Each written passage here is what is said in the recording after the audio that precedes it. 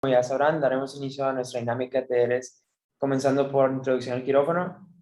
Para esto contamos con la presencia del Dr. Paz, médico cirujano con especialidad en anatomía patológica en el Hospital San José, profesor de planta de la Escuela de Medicina y Ciencias de la Salud, profesor de posgrado en la UDEM y el Tecnológico de Monterrey y profesor de pregrado en la UANL. Actualmente es jefe de laboratorio de patología del Hospital Cristus Muguerza de alta especialidad y se encuentra terminando la maestría en educación por el TEC de Monterrey. Un gusto y un placer contar con su presencia el día de hoy. Les doy la palabra, doctor. Muchas gracias, Dylan.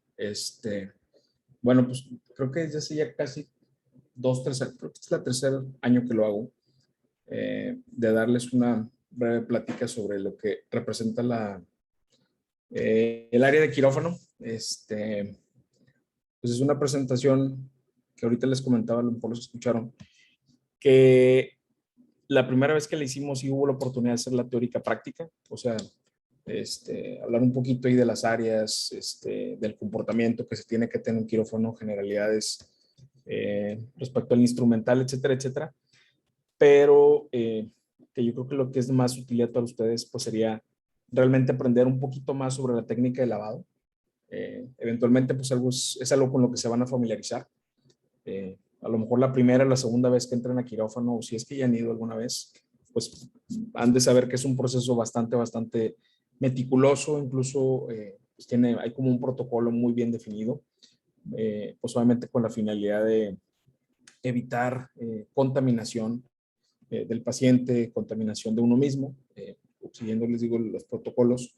Entonces ahorita les comentaba ya a Daniela y el resto de la gente SEIC que vamos a ver la posibilidad de complementar esto que vamos a ver el día de hoy con una sesión, o a lo mejor organizar 2, 3 sesiones, hay varios fines de semana, ahí en la EMIS para pues hacerlo práctico de esto, ¿sí? Que pues es la finalidad. Y pues obviamente la primera vez que uno entra a quirófano, a los que les gusta obviamente lo quirúrgico, es definitivamente una experiencia muy emocionante, y pues también la posibilidad de que uno cometa errores al momento de hacer cosas que no debería, que también habitualmente hay gente que pudiera estar muy vigilante, y pues esa es su labor, esa es su función, sobre todo las enfermeras quirúrgicas, o las que están específicamente en el área de quirófano, de si uno por accidente se llega a contaminar o llega a tener algún movimiento, tocar alguna cosa que no debería hacer. Ellas habitualmente son ese personal habitualmente es el primero en señalarlo, y pues habría que repetir otra vez el protocolo de limpieza, no tan minucioso, pero si hay que quitarse la bata, quitarse los guantes, pues es algo pues que tendrían que estar contemplando, ¿sí? Me voy a permitir compartirles la presentación.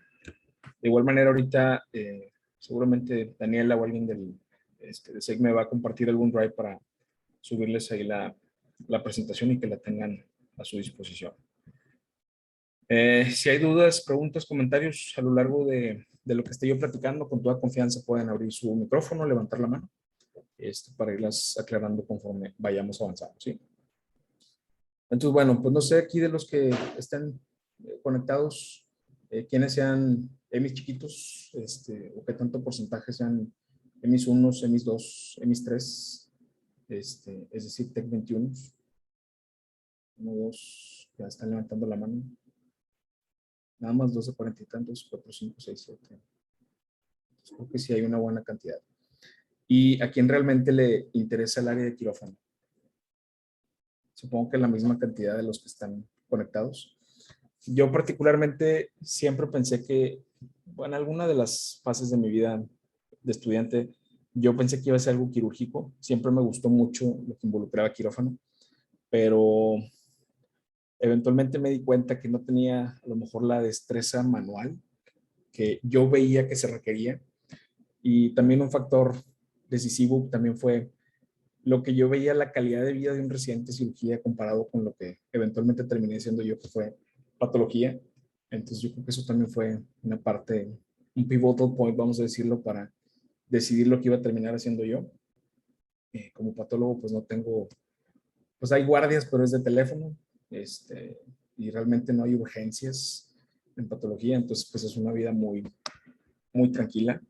Teme aquí un sábado a las 10 de la mañana dando una sesión. Entonces yo creo que eso pues, sí demuestra que la vida del patólogo es muy tranquila. Pero bueno, entonces realmente lo que yo hago en mi práctica diaria depende mucho de lo que sucede en quirófano, de lo que sucede en cirugía ambulatoria, de lo que puede suceder también en consultorios, procedimientos menores, resección de lipomas, algún nevo, alguna lesión ahí menor. Pues realmente pues dependo de los especialistas quirúrgicos en su gran cantidad de veces para pues, realizar mi labor. Entonces, como una pequeña introducción, hace algunos años había una serie que se llamaba Nick. A mí me gustaba mucho y luego nada más hubo 2 temporadas y se canceló. No sé si a la gente no le gustó o no tuvo la impresión que querían.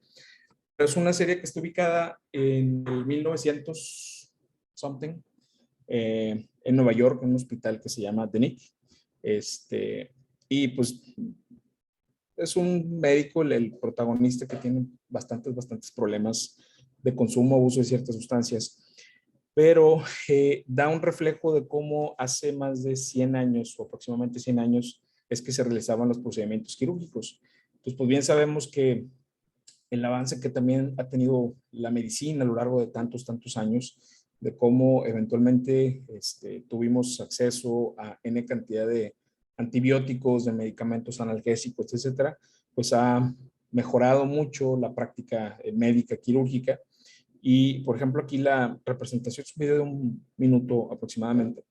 La representación, pues, es más o menos el procedimiento previo a la cirugía como tal. Si quieren, déjenme dejar de compartir porque no le puse compartir con audio o compartir sonido.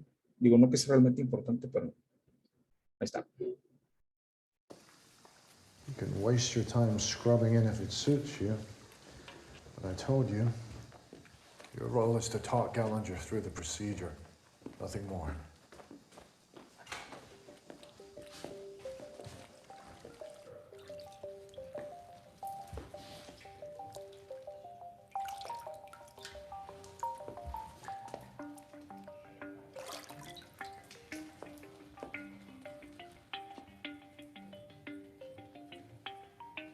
There will be no risk of ischemia, as you will not need to clamp the descending aorta.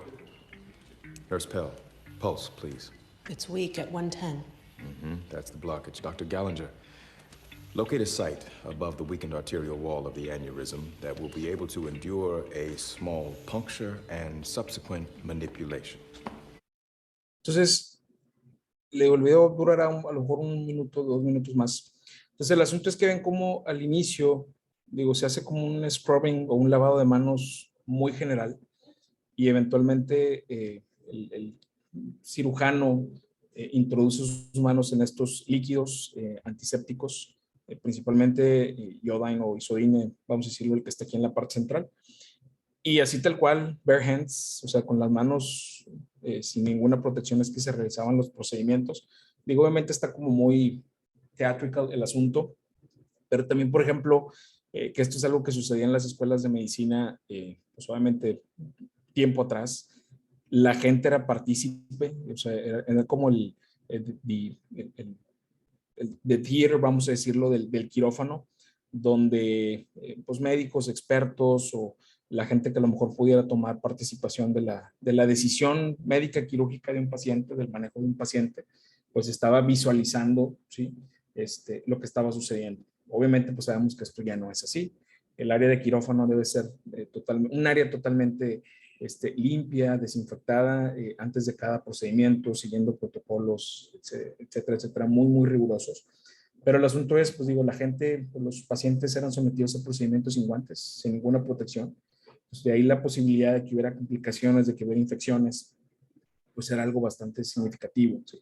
Pues incluso, por ejemplo, el que termina de lavarse y luego se agarra la mano y mete el anillo, la liga, no sé qué es lo que está aquí manipulando en la bata o el gowning que trae. Entonces, pues es como muy representativo de cómo ahorita un comportamiento de este tipo, pues es totalmente no aceptable en un quirófano, ¿sí? Entonces, en términos generales, ¿cuáles son las áreas en las que se divide un quirófano o las que se divide el área quirúrgica? Característicamente, si nosotros hacemos una pequeña revisión bibliográfica, podemos definir que son a muy grandes rasgos 3 zonas, una zona negra, una zona gris y una zona blanca. Algunas de las otras referencias pueden definir como una zona no restringida o área de transferencia, una zona semi-restringida, perdón, y una zona restringida.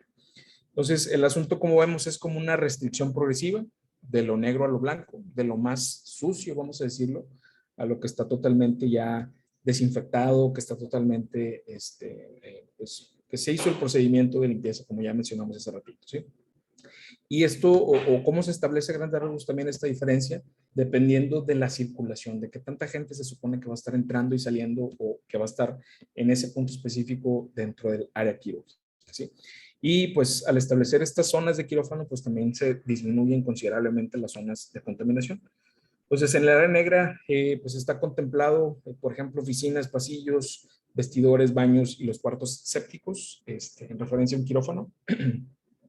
Aquí es donde característicamente, pues, vemos en los cambiadores, la gente pues trae a lo mejor su ropa de civil o puede traer a lo mejor su scrub, pero siempre es importante para seguir los protocolos que actualmente se establecen que el hospital o el DOR, vamos a decirlo, debe de proporcionarle al médico o al cirujano, a la médica, a la cirujana que va a entrar a hacer el procedimiento, debe de entregarle un scrub totalmente limpio, ¿sí?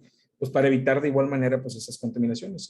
Y por eso es que clásicamente a lo mejor los alumnos, las alumnas que son un poquito más pequeños de estatura y de peso, pues habitualmente les dan unos scrubs así súper gigantescos, talla XXL, pero pues es lo que hay. Y pues eso es realmente mucho mejor que el pitufo que uno puede traer en la vida cotidiana, que uno va al Starbucks, va a la clase, va al hospital a pasar visita, etcétera, obviamente siempre protegido por nuestra bata o chaquetín, pero lo ideal, obviamente, pues es que se le proporcione al médico, a la médica, un medical scrub, ¿sí?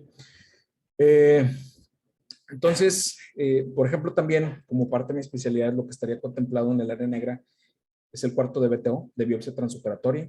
No es la finalidad de esta clase, a grandes rasgos. El paciente está en quirófano, anestesiado, por algún hallazgo, algún asunto incidental, vamos a decirlo, el médico encuentra algo que no le gusta, o es una paciente que ingresa por un dolor abdominal agudo, pensando en un quiste de ovario, y al verlo macroscópicamente o in situ, vamos a decirlo, en la láparo o en la laparotomía, laparoscopía o laparotomía, a lo mejor ve algo que le llama la atención, le llama al patólogo, estas son de las urgencias, vamos a decirlo, en mi especialidad, y pues resulta que pues quiere establecer un diagnóstico, por lo menos de benigno maligno, para a lo mejor programar, o más que programar, definir la conducta quirúrgica, ¿sí? Pues eso es a grandes rasgos, pues hay un aparato que es el criostato, que congela el tejido a menos 21, 22 grados, a menos 21, 22 grados, y pues tenemos el microscopio para en un lapso de unos 15, 20 minutos aproximadamente, dar un diagnóstico presuntivo por lo menos de benigno maligno, y pues si hay un poquito más de información, si podemos establecer a lo mejor el tipo del tumor, si es un sarcoma, si es un carcinoma, pues qué mejor, pero no es realmente indispensable, ¿sí? Entonces, para poder pasar de lo que definimos o el límite, vamos a decir, que se establece entre el área negra y lo que eventualmente va a ser el área gris, característicamente vamos a encontrar estos tapetes adhesivos antimicrobianos. Son unas placas de aproximadamente unos 60 centímetros por unos 40 centímetros aproximadamente, poquito más, poquito menos, que lo que hace es realmente, pues tiene una superficie adherente bastante significativa o con esa superficie de adherencia muy marcada. Lo que hace a lo mejor es quitar parte de esa suciedad que pudiéramos tener nosotros en los pies, en los zapatos, vamos a decirlo, para evitar, como decíamos, la introducción de estructuras o partículas o polvo innecesario a las áreas de flujo un poquito más limpias, entre comillas, del quirófano, ¿sí? Y pues son unas plaquitas que tendrán alrededor de unos 25, 30 stickers. Entonces, a lo largo del día o cada turno, realmente lo que se debe hacer es limpiarlo, quitarlo, remover cada una de estas hojitas, y eso pues ya es responsabilidad realmente de la gente de limpieza, ¿sí? Eventualmente tenemos las zonas de transferencia, son áreas que están destinadas a la recepción de material y equipo.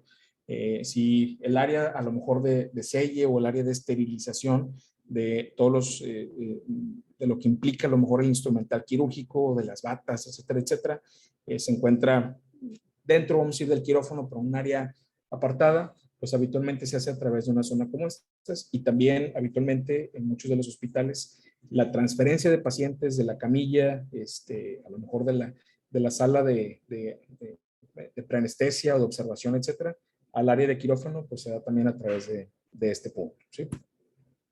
El área gris también es una zona limpia o semi-restringida, como ya decíamos. Todo el personal aquí ya debe de estar totalmente vestido conforme a los protocolos, con el scrub, con la filipina, con los pantalones, con el cubrebocas debidamente bien puesto. Y ya, pues obviamente sabemos cubriendo nariz, cubriendo boca y pues evitando los gaps a nivel de las mejillas. Los gorritos quirúrgicos, que idealmente también deberían de estar cubriendo los lóbulos de las orejas, ambas orejas.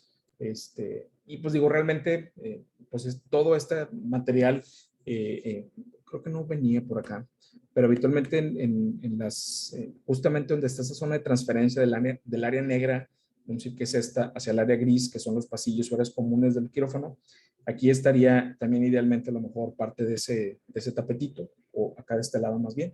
Entonces aquí habitualmente hay cajitas de acrílico donde están las botas, donde están los cubrebocas, donde están incluso las cofias o los gorritos desechables para pues que la persona que va a ingresar ahora hacia el área gris esté adecuadamente vestida. También de igual manera pues tendrían que estar colocándose botas, pues, no solamente para protección de la ropa de uno, sino pues solamente para seguir los protocolos, ¿sí? Aquí habitualmente también tenemos las zonas de recuperación anestésica y pudiera haber algunos anexos o algunas áreas muy particulares que también están incluidas en el área gris. Son aquellas áreas, vamos a decir, como comunes, donde está circulando clásicamente personal y pacientes. El paciente al momento de ingresar a quirófano o a esta área gris ya tiene que estar en la camilla, a pesar de que a lo mejor pudiera ser un procedimiento menor. Si es un niño, que a lo mejor un adulto que le van a hacer una amitelectomía o una resección de adenoides, pues a pesar de que esté consciente, que pueda caminar, pues ya debe ir totalmente vestido de igual manera. Si se le pusieron a lo mejor medias de compresión o vendas elásticas por la duración del procedimiento, pues ya debe, como les menciono, ir debidamente vestido y en su camino, ¿sí? Está el área de lavado quirúrgico, que está aquí representado. También, por ejemplo, pudiera haber algunos cuartos de radiología e imagen, sobre todo para procedimientos de intervencionismo que se pudieran realizar dentro del área de quirófano, de equipos de fluorescencia para fracturas, etcétera, etcétera, para el manejo de algunas fracturas, pues también habitualmente lo encontramos aquí, y las estanterías para materiales y medicamentos, ¿sí? Entonces, esto sería, vamos a ir la representación de un área gris, pues son los pasillos, los corredores, las áreas comunes. Entonces, un punto que mencionamos hace ratito y que seguramente ahorita también va a salir, pues también deben estar debidamente bien ubicados los carritos para asuntos ahí de emergencias dentro del área de quirófano, un paciente que a lo mejor cae en algún estado de choque, que cae en algún paro cardíaco, si se ocupa el desfibrilador, si se ocupan algunos medicamentos un poquito más específico, pues también la gente o el personal de quirófano, o por lo menos alguien debe ser el responsable de definir que cada uno de estos, de los carritos de emergencia, pues tenga lo necesario, ¿sí? Y si se utiliza al término del uso, pues también habría que hacerse como un inventario para que lo que se haya utilizado, pues sea repuesto, ¿sí? Entonces, lo clásico que debería suceder también en un buen quirófano es que tengamos las áreas de lavado y que entre por lo menos dos quirófanos o dos salas quirúrgicas se debe ubicar una de estas zonas, ¿sí? Pues obviamente, vamos a decir, si es un pasillo largo como este que a lo mejor tenemos acá a este lado, y esta, por ejemplo, estuviera el área de lavado y el quirófano estuviera acá un poquito más metido en el pasillo, pues todo este trayecto pues implica la posibilidad de contaminación, ¿sí? Entonces, lo ideal es que afuera de cada puerta de quirófano, de la sala específicamente, tengamos un área de lavado, ¿sí? Y ahorita vamos a ver un poquito más de eso. Entonces, decíamos zonas de transferencia, lo que representaría el área negra. Aquí ya dentro del quirófano, pues es área gris. Decíamos tanto a lo mejor entre o in between dos salas o enfrente. O sea, lo que les digo, el asunto pues es tratar de evitar pues esa contaminación. asumiendo que esta persona pues ya hizo el proceso de limpieza, del protocolo de limpieza previo a la cirugía, pues obviamente está tocando superficies que no están debidamente desinfectadas y pues esto sería un comportamiento erróneo, ¿sí? Pero si es a lo mejor el circulante que fue por algún instrumento, etcétera, etcétera, o es el médico que va a hacer alguna valoración, etcétera, etcétera, pues digo, si no ha hecho el proceso de limpieza no pasa absolutamente nada. Y finalmente tenemos el área blanca, es la zona de mayor restricción. Definimos como área estéril o zona blanca, como ya se definió ahorita. Es específicamente la sala de operaciones o también quirófano. Y aquí solamente debe estar aquellas personas que se define son esenciales para el procedimiento que se está realizando y también, pues, decíamos, debe estar debidamente vestido. Entonces, con el scrub, con la cofia, la gorrita, cubrebocas, las botas, si es que a lo mejor va a ser solamente va a estar observando el procedimiento, que no implique a lo mejor que no va a meter mano, vamos a decir, en el paciente o en el procedimiento, ¿sí? Pero pues todo el mundo debidamente bien identificado y sabiendo qué va a hacer cada quien, ¿sí? Entonces, esta es más o menos la representación de quirófanos. Pues obviamente vemos que hay unos mucho más fancies comparados con otros. El asunto, por ejemplo, es que lo ideal debería de ser en un buen hospital que los pisos de los quirófanos sean de resinas epóxicas, ¿sí? O sea, que sean de resinas, que sea como una placa que esté recubriendo toda la superficie. E idealmente también, y a pesar de que aquí no sucede, debería de intentarse que cada una de las juntas entre el piso y la pared tenga como una pequeña curvatura, o sea, que no tenga como estos ángulos de 90 grados, y eso es porque en estas superficies o justamente en estos puntos, pues pudiera ser un poquito más complicado el proceso de limpieza, ¿sí? De la antisepsia o sí, de limpieza del quirófano. Y si, por ejemplo, fue una cirugía así media violenta, que hubo mucha sangre, etcétera, etcétera, pues la posibilidad de que aquí se acumulen cosas, se acumulen partículas y eventualmente también colonias bacterianas y cosas de esas, o el crecimiento de colonias bacterianas, se evita mucho con esas superficies curveadas, ¿sí? Con ángulos de 45 grados o con una curvatura un poquito más marcada. Entonces, aquí sí tiene esa resina epóxica y obviamente pues esto también facilita que esta superficie también sea de más fácil limpieza. A diferencia, por ejemplo, el quirófano que estamos viendo acá a este lado, que es un piso cerámico o es un porcelanato, etcétera. Pues imagínense lo complicado que debe ser hacer la limpieza en cada una de estas pequeñas juntas o no recuerdo cómo le llaman los albañiles, las boquillas, se le llaman las boquillas, pues debe ser muy complicado. O sea, si les digo, si es un procedimiento a lo mejor donde hubo un poquito más de sangre, etcétera, etcétera, pues cómo le haces para limpiar toda esa superficie, ¿sí? Entonces, eso también es algo que un buen quirófano debería de contemplar, ¿sí? ¿Dudas, preguntas hasta ahorita? ¿Comentarios? ¿No?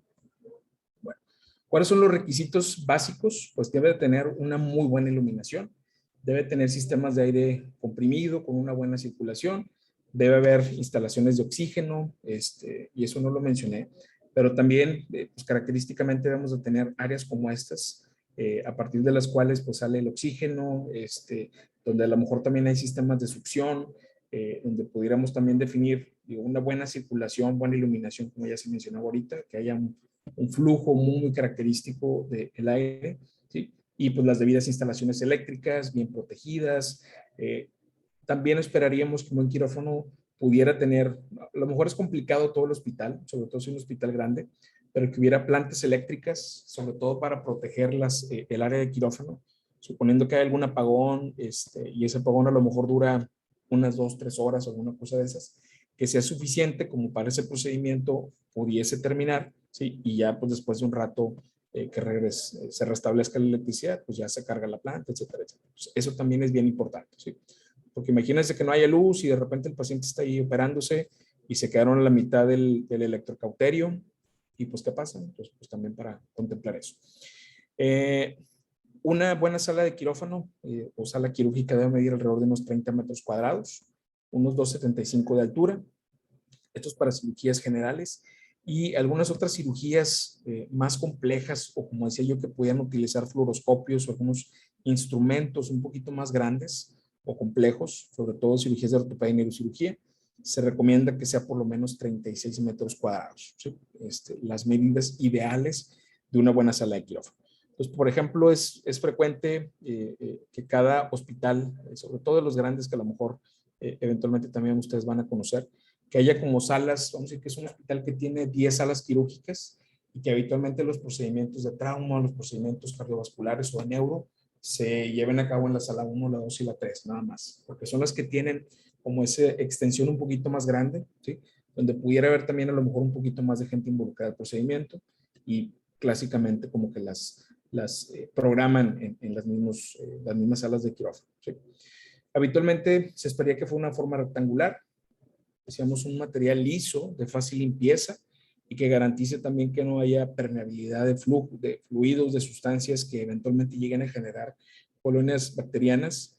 También es importante considerar, pues se puede utilizar a lo mejor algunas resinas epóxicas, hay algunas un poquito más slippery con el agua, pues debe ser pues, a lo mejor un poquito más como granular el aspecto para pues, evitar si de repente llega a haber algo que se cae, alguna cosa de esas, pues que las personas tengan algún accidente. Y de igual manera también los techos deben ser de una sola pieza. Entonces eso de que sucede a lo mejor de poner plafones en un quirófano, pues no es lo recomendable. Les digo, entre más recovecos haya, la posibilidad de que se acumulen polvos, por ejemplo, en las cirugías de trauma, que de repente pueden llegar a utilizar las sierras strikers, si alguna vez han ido a alguna cirugía de trauma, que se llegue como a desprender polvito de hueso, vamos a decir como virupitas de hueso, y esas vuelan y también generan un olor como muy característico, pues que lleguen como a depositarse en alguna de estas superficies, ¿sí? Los ángulos deben ser romos para evitar, decíamos, la acumulación de polvo y suciedad. Entonces, en teoría debería ser la buena sala de quirófano, ¿sí? En términos generales. Entonces, vemos cómo esta superficie es totalmente lisa, ¿sí? Aquí sí vemos un poquito más marcado a lo mejor esa angulación o ese ángulo romo en los acabados entre piso y pared, ¿sí? Las tomas eléctricas, las tomas de gas, etcétera, etcétera, ¿sí? Entonces, pues yo creo que este sería así como el top notch de los quirófanos, ¿sí? Y importante, después de cada procedimiento, si fue una cirugía pequeñita, una cirugía a lo mejor de una apendicectomía de unos 30, 45 minutos, ¿sí? La verdad es que todo el quirófano, ¿sí? Se debe hacer el proceso de limpieza. No, pues es que solamente nos limitamos a esta zona, pues no importa, techos, paredes, los tubos de las lámparas, etcétera, absolutamente todo debe ser debidamente bien limpiado, ¿sí? Entonces ya esto más o menos lo veíamos, cuáles son lo que debe de tener un quirófano, lámparas, iluminación, etcétera, etcétera, ¿sí? Y como términos o como punto de partida, ¿cuál es el equipo que idealmente debería tener el quirófano? Pues obviamente la mesa de operaciones, el tripié, puede ser uno, pueden ser dos, ¿sí? Dependiendo, pues digo, si es un paciente que está con reposición de líquidos y tiene la anestesia y tiene, etcétera, etcétera, pues digo, pudiese ser uno o dos tripiés. La mesita de Pasteur, que es esta que está acá, que habitualmente aquí es donde se pone aquellos instrumentos que van a ser un poquito más utilizados dentro de la cirugía, donde a lo mejor también se pueden ubicar de manera inicial campos estériles, cosas de esas, ¿sí? Habitualmente las mesas de Pasteur son estáticas, pudieran tener llantitas algunas de ellas, pero habitualmente permanecen como en un punto muy particular dentro del quirófano, ¿sí? Bancos de reposo, bancos de altura, como les digo, pues de repente nos tocará o les tocará entrar a cirugías donde el traumatólogo o el cirujano mide 1,90 y el ayudante 1,85, y la enfermera y el primer ayudante, segundo ayudante 1,80 y tantos, entonces pues uno midiendo el 1,70 como que andas ahí queriendo ver qué sucede, entonces también es importante considerar que hay banquitos de altura, ¿sí? Por lo menos para ahí en un recoveco llega a ver algo de lo que está sucediendo, ¿sí? Hay cubetas de patada, así se les llama, entonces que tienen ruedas. Obviamente, pues digo, la connotación de patada, pues es que fácilmente la podemos movilizar de un lado para otro. La mesa de riñón, que es esta, que es donde realmente se hace toda la preparación y toda la contabilidad, vamos a decirlo, de cada una de las cosas que se van a utilizar de manera ideal en esa cirugía. Obviamente, el ambiente en quirófano es un ambiente muy particular, como casi todos los ambientes en medicina, pero lo clásico es, bueno, si es un médico que ya opera tradicionalmente en un hospital, pues trae su team quirúrgico, puede traer a su ayudante, puede traer a su anestesiólogo o esa gente que ya trabaja en el hospital. Y de igual manera la gente de, por ejemplo, la enfermera, la instrumentista, ¿sí? Ya conoce lo que ese médico necesita, sabe que va a operar a lo mejor va a ser una laparotomía por una paciente que tiene un tumor así, o una lesión a tal nivel, pues ella sabe pues que ese médico le gustan las cosas de tal manera, tal organización. Pues es un trabajo como muy, muy, muy organizado y se da un flujo bastante, bastante particular. Pero el asunto es todo aquello que les digo que se va a utilizar, campos, toallas, cualquier cantidad de paquetes de gasas, de instrumental, de pinzas, retractores, etc., etc., todo debe ser debidamente cuantificado. O sea, una vez que se abre, son el kit quirúrgico, vamos a decirlo, son tantas piezas, son tantos forceps, tantas pinzas de ropa, tantos clamps, etcétera, etcétera. Y todo debe ser muy bien cuantificado para evitar, como bien sabemos, de repente llega a haber esas situaciones desafortunadas donde se llega a quedar algo desafortunadamente dentro del paciente, alguna gasa, alguna compresa, alguna pieza de algún instrumental quirúrgico, y el paciente se puede ir a su casa y tiempo después pues ingresar con algún abdomen agudo o alguna sensación de cuerpo extraño, etcétera, etcétera. Y puede ser algo muy inmediato, de un par de días a lo mejor, pero de repente nos llegan a tocar casos de pacientes que se operaron hace 5 años y de repente ingresan al hospital por alguna otra circunstancia y en alguno de esta imagen se ve como una lesión o algo curioso en la cavidad y resulta que es una gasa o que es una toalla que tuvo el paciente ahí durante X tiempo y pues obviamente pues eso es evento de un evento médico adverso, el paciente puede demandar, ¿sí? Y la responsabilidad finalmente pues va a ser del médico, o sea, no va a ser del personal de intendencia, no va a ser del anestesiólogo, incluso no va a ser de la instrumentista, que es la que hace la cuantificación del instrumental médico, porque el líder de la cirugía pues es el cirujano, el neurocirujano, el traumatólogo, el urólogo, quien haya sido, que sea como el chief de este procedimiento, ¿sí? Entonces, también obviamente puede haber repercusiones contra el hospital, en una demanda ahí también se puede involucrar el hospital, pero idealmente pues sería contra el médico. Le digo, ahorita creo que hay un video donde vamos a ver eso. Entonces, en la mesa de riñón, que es esta que está acá, les digo, es donde se saca realmente todo lo que se va, todo el kit quirúrgico, por decirlo de alguna manera. Y finalmente tenemos la mesita de mayo o la mesita de instrumentos. Aquí les digo, dependiendo del gusto del médico, la instrumentista pues ya reconoce, le gustan estas pinzas, le gusta esta sutura, X cantidad de gasas o X cantidad de compresas. Y aquí es donde clásicamente va a estar, un poquito más cercano a la sala de quirófano, digo, a la mesa de operación. ¿Quiénes son las personas que integran el equipo quirúrgico? Pues habitualmente o clásicamente esperaríamos que hubiera el cirujano, el líder de este procedimiento. Pudiera haber ayudantes, como decíamos, los cirujanos auxiliares, primero o segundo ayudante, dependiendo de lo complejo, de lo largo que pudiera ser la cirugía. Si a lo mejor ocupa que se haga retracción con derecha e izquierda para visualizar alguna cavidad, pues se ameritará a lo mejor, como les digo, dos o tres, por lo menos unos dos auxiliares o ayudantes. La instrumentista varía un poquito dónde es que se ubica. A algunos médicos les gusta que las instrumentistas estén frente a ellos por la facilidad incluso las instrumentistas se adelantan, saben que el procedimiento va en tal fase, entonces sabe que el cirujano va a ameritar las tijeras o va a ameritar el clamp o va a ameritar las pinzas, se adelantan. Y a algunos cirujanos les gusta que la instrumentista esté de frente, a otros les gusta que esté a su derecha, otros a su izquierda, entonces eso ya es un poquito variable, ¿sí?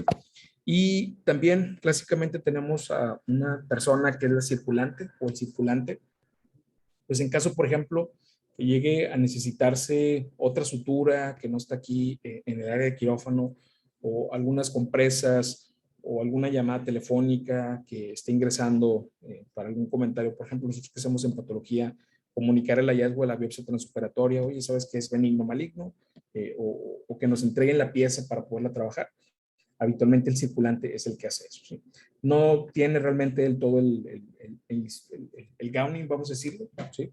Todo las batas, la bata quirúrgica y demás, porque pues está en flujo, esa persona está en quirófano y de repente puede salir a las zonas de transferencia o al área gris del quirófano para pues hacer esa comunicación o enlace. Y pues también tenemos a esta persona que está acá sentada con el iPad.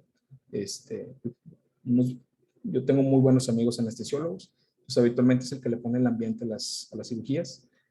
Como les digo, habitualmente pues el jefe de quirófano pues ya tiene su team quirúrgico, entonces pues es como una dinámica bastante divertida entre cirujano y anestesiólogo. Entonces pues ya depende si le gusta reggaetón lento o le gusta Belinda o quien sea.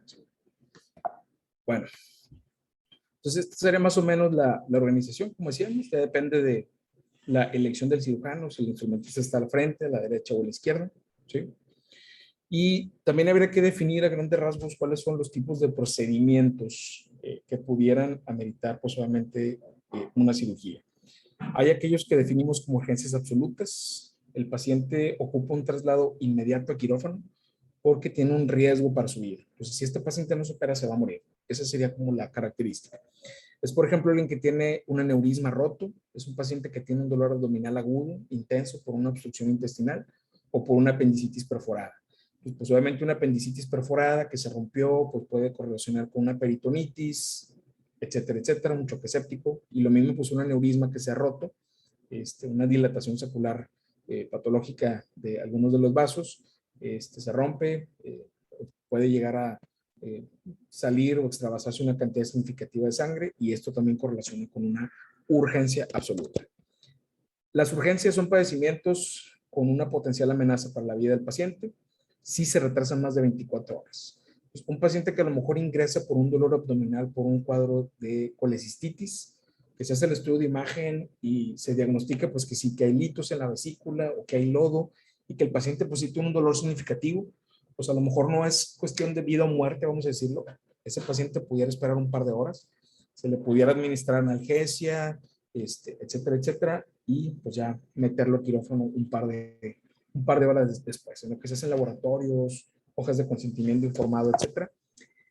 Eso también, eso no lo mencionaba, pero digo, como punto importante, pudiese ser en ocasiones que las urgencias absolutas no se llene esa hoja de consentimiento informado, suponiendo que es un paciente que tuvo un accidente automovilístico, que lo atropellaron, que llega inconsciente, que llega con un traumatismo craneoencefálico, con un Glasgow o una escala neurológica bastante baja, que a lo mejor hay que intubarlo, que no puede decidir él en ese momento si quiere o no la cirugía, y pues en el concepto del manejo médico, del juramento hipocrático, de ver por el bien del paciente, etcétera, la decisión se toma por parte del team quirúrgico, ¿sí?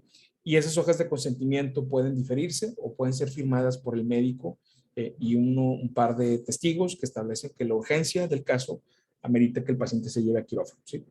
Y ahí es donde pudiera en ocasiones haber problemas, suponiendo que no se tiene el antecedente de quién es el paciente o que llega solo, y resulta que a lo mejor es un paciente que practica alguna religión que no permite la introducción de hemoderivados, etcétera, y la decisión se tomó por ese paciente, pero vamos a decir que legalmente el médico está protegido porque tomó la decisión que él consideraba, desconociendo esa información respecto al paciente, ¿sí? Hay procedimientos diagnósticos, pues un paciente que sabemos que a lo mejor tiene algún tumorcillo, alguna lesión, pero tratamos a lo mejor de determinar la causa o el origen de esa misma, ¿sí? Que a lo mejor no hay manera de hacer un procedimiento como es una biopsia por aspiración, alguna biopsia guiada por truco, alguna cosa de esas, y que realmente hay que operarlo para pues, saber de qué se trata. Cirugías planeadas, problemas no agudos, un paciente que a lo mejor tiene datos de daño articular bastante significativo, que hay que hacer alguna infiltración, que hay que hacer algún cambio ahí de superficie articular, etcétera, o una paciente que tiene algún diagnóstico de miomatosis uterina o de tumores benignos a nivel del útero, ¿sí? Cirugías paliativas para aliviar síntomas dolorosos en un paciente, sobre todo aquellos pacientes oncológicos que puedan tener alguna lesión que está correlacionando con mucho dolor. asuntos estéticos, mastopexias o rinoplastías. De igual manera son procedimientos totalmente electivos. ¿Sí? Ese concepto electivo es, pues uno elige el momento ideal. Oye, es que sabes que el jueves de la otra semana hay puente, entonces, ¿qué te parece si me opero el miércoles en la tarde para descansar el jueves y pido el viernes? Y pues ya, asunto arreglado, y llevo el lunes nada más con un poquito ahí de moretones ahí por la rinoplastia que me hice. ¿Sí? O cirugías ambulatorias, que realmente se realizan, se pueden realizar en consultorios, algunas de ellas. O sea, les digo, a lo mejor realizar una resección de un lipoma, de un nevo, o también muchos de los consultorios o grupos de consultorios habitualmente también tienen quirófanos ambulatorios, que los procesos, les digo, son de muy, muy cortita estancia, ¿sí? Y donde realmente no esperaríamos que hubiera complicaciones. ¿Dudas, preguntas, comentarios hasta ahorita? Bueno, pues ya entrando en el área de instrumentos, este es más o menos un kit completo de instrumentos quirúrgicos. Realmente vemos que es una cantidad enorme, enorme, enorme, enorme. No significa que todos se vayan a utilizar, pero les digo, la responsabilidad del instrumentista es saber, pues mira, traigo 2 de estos, 2 retractores así, 2 retractores así, tantas pinzas, tantas mallos, tantas hojas de portabisturis. Entonces, cuantificar todos y cada uno de ellos para al término de la cirugía, pues hacer la cuenta y decir, oye, ¿sabes qué? Me faltó unas pinzas de tales características. ¿Dónde están? Pues a lo mejor en la basura, o a lo mejor tristemente se quedan en el paciente. ¿Ok? Lo ideal es que sean de superficie lisa, y eso también, como decíamos, evita la capacidad de acumulación de bacterias o de crecimientos de colonias bacterianas. Deben ser realizados con materiales inertes también para evitar las reacciones o al contacto con tejidos. Y los principales instrumentos que habitualmente se utilizan es acero inoxidable. Difícilmente se corroe, yo creo que es el que más se utiliza. Hay también instrumentos de carburo de tungsteno, que es mucho más durable, más fuerte, pero el asunto es que también son instrumentos 2-3 veces más caros comparado con los de acero inoxidable. De titanio, que son un poquito más livianos, y también pudiera haber algunos de aluminio y de plástico, ¿sí?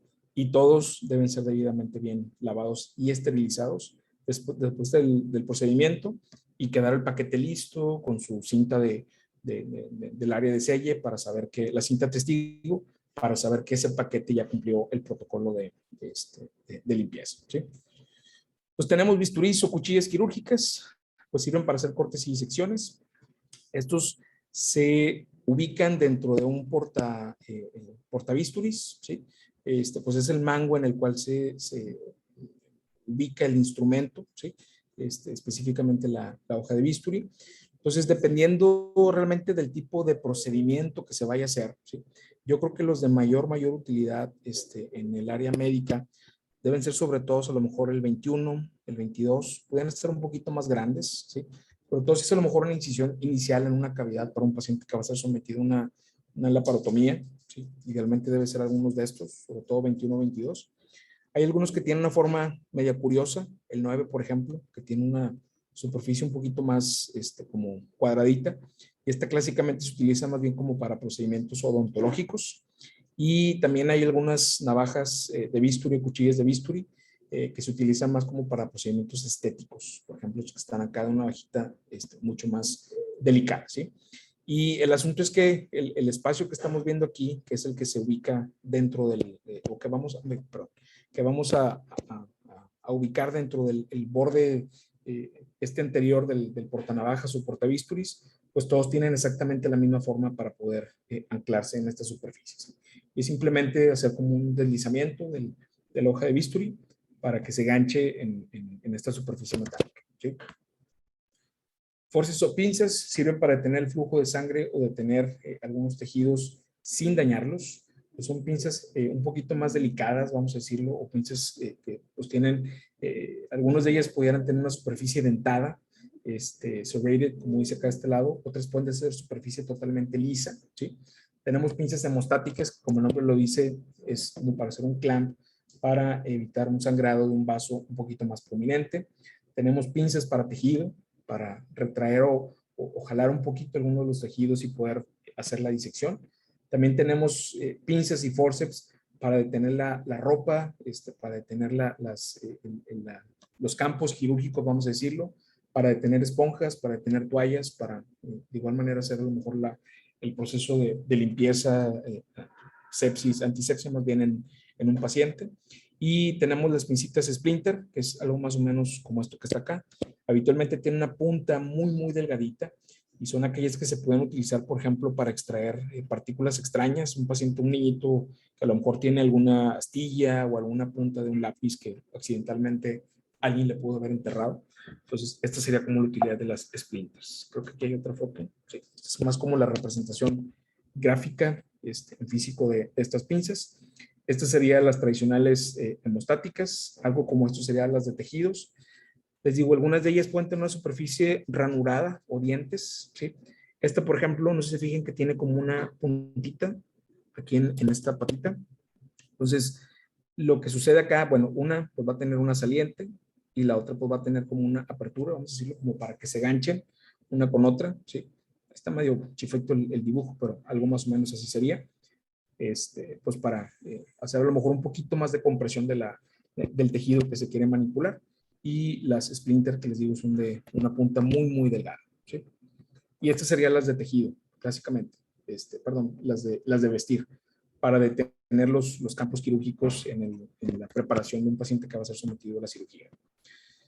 Las tijeras se utilizan en todas las cirugías, eventualmente, o en la gran mayoría de ellas. Se realizan para utilizar cortes. Se puede a lo mejor también cortar ropa, yesos, vendajes en un paciente. También tienen una variedad significativa en tamaños, colores, presentaciones. Algunas pudieran tener una superficie roma, como esta que estamos viendo aquí. Otras pueden ser totalmente terminación en punta. Algunas pueden tener una terminación roma y otra en punta. Entonces, pues es bastante variable dependiendo del uso que vaya a tener. Y estos son los principales tipos. Los supercut, los de carburo tungsteno, aquellas que se definen, que son las quirúrgicas, que son como que las más tradicionales. También podemos tener tijeras que específicamente se utilizan para cortar hilos y suturas. Tijeras de disección, que son un poquito más parecidas a estas que estamos viendo.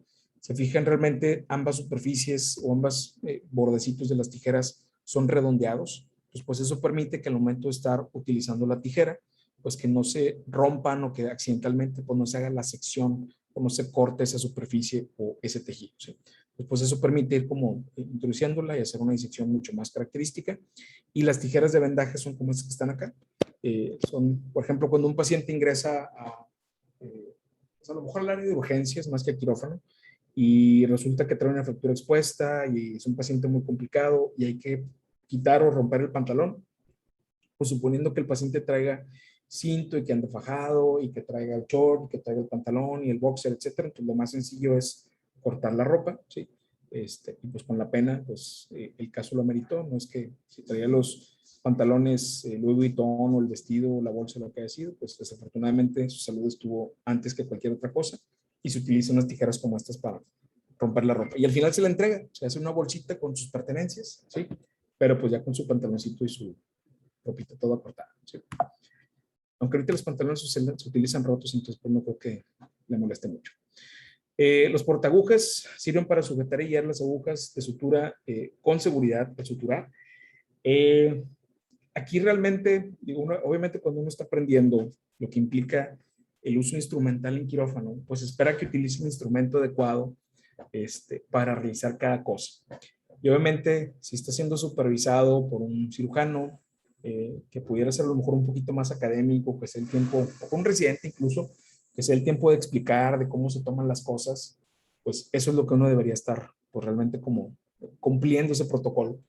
Pero eventualmente con el tiempo uno también va haciendo diversas mañas, entonces, pues siempre les van a decir que las tijeras se agarran con el pulgar y con el dedo, ¿cómo se llama? El anular, ¿sí? Que esa sería como la forma ideal o con el dedo medio, pero pues yo, por ejemplo, las tijeras siempre las agarré con el índice y el pulgar, siempre se me hizo como más fácil. Entonces, sí me regañaban de que no, así no es como se utiliza.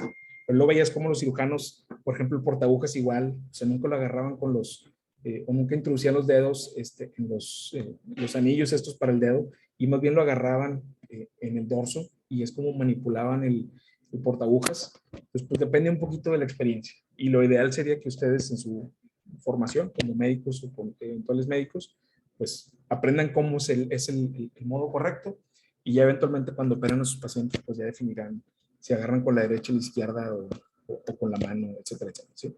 Entonces, ok. Pues este sería realmente el uso del portaagujas. También como punto importante, depende mucho, y digo, creo que no metí una diapositiva de eso, pero también depende mucho del tipo de cirugía, el tipo de procedimiento, el tipo de tejido más bien, que quieran reparar, que quieran suturar, para establecer tanto el grosor de la aguja, el tipo del hilo que se va a utilizar, si va a ser aquellos autoabsorbibles, o va a ser uno metálico, o va a ser un nylon, etcétera, etcétera. Y pues también, de repente, sobre todo en las primeras ocasiones que uno sutura, como que batalla un poquito más, porque habitualmente se dobla la aguja o se parte porque no la agarramos del punto adecuado. Pues lo ideal sería, si pues vemos la superficie curva que tiene esta aguja, que nos anclemos un poquito más, si dividimos a lo mejor en tercios, la aguja, que nos anclemos un poquito más es el tercio, la unión del tercio anterior y el tercio medio, aproximadamente. Y eso nos da un poquito más de estabilidad, para evitar, si la agarramos muy de atrás, la aguja, seguramente lo que vamos a hacer al momento de introducirla es que se va a doblar y se puede cortar y se puede partir, ¿sí? Entonces, ya son cosas que eventualmente asumo que en su práctica les va a tocar, ¿sí? Los retractores, hay dos tipos, perdón, aquellos que son manuales y aquellos de autorretención. Los manuales pues son como estos, simplemente se ubican en un punto específico y alguien pues lo tiene que estar jalando para retraer, exponer o retener algunos tejidos, músculos para facilitar el procedimiento quirúrgico. Hay algunos otros que son de autorretención, pues lo único que se hace es como colocarlo en el punto específico, abrir la pinza y ponerlos seguros para que pues se mantenga en esa posición, pues, de alguna manera, y que el cirujano pueda visualizar la superficie o el área quirúrgica. Estos serían más o menos los de autorretención. Pues aquí vemos cómo esta cirugía que se está realizando a nivel torácico, pues está exponiendo este órgano. Entonces vemos que pues, realmente pues está como jalando y retrayendo los tejidos de manera muchísimo más sencilla. Igual que estamos viendo acá a este lado. ¿Sí? Creo que es de los últimos. Los elevadores sirven para elevar y disecar tejidos, para disecar hueso, algunos nervios. También, por ejemplo, sirven para limpiar y raspar la superficie de estructuras óseas o de huesos. Exponen sitios de fractura, ¿sí? También posiblemente para visualizar un poquito más con claridad lo que está sucediendo. Aquí, por ejemplo, decíamos en la fabricación de los instrumentos pudiera tener partes metálicas y tiene este handle o esta agarradera que es plástica, que de igual manera pues digo, debe ser lo suficientemente resistente para temperaturas, para poder resistir también el proceso de limpieza, etcétera, etcétera, ¿sí? Los elevadores periósticos se utilizan para retirar algunas partes de membranas de las superficies óseas, las más internas, y aquellas que revisten la superficie externa de los huesos, ¿sí? Entonces, y finalmente, esta es creo que la última de los instrumentos. Las sierras sirven para realizar cortes de tejido, ¿sí?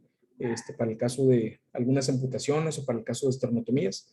Pues, por ejemplo, tenemos la sierra de Gigli, que es pues es como un alambre metálico que tiene un tejido muy particular y que habitualmente se utiliza o se agarra idealmente con estas estructuras metálicas. Se fijan, aquí tiene como un anillo. Pues este anillo se introduce en esta pequeña curvatura que tiene la agarradera de las sierras Gigli, y lo que sucedería es algo como esto. También es un video medio largo, pero me voy a adelantar a lo realmente importante. La primera parte es cómo se ve que están introduciendo la sierra Gigli.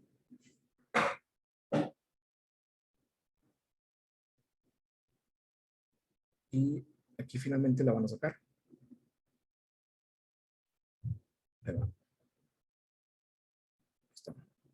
Pues aquí está el orificio ese metálico que les digo, idealmente debería ser utilizado para introducir el handle.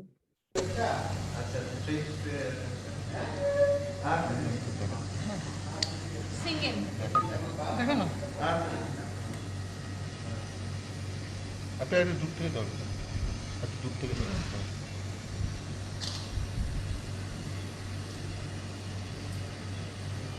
তল না আসলে এগুলো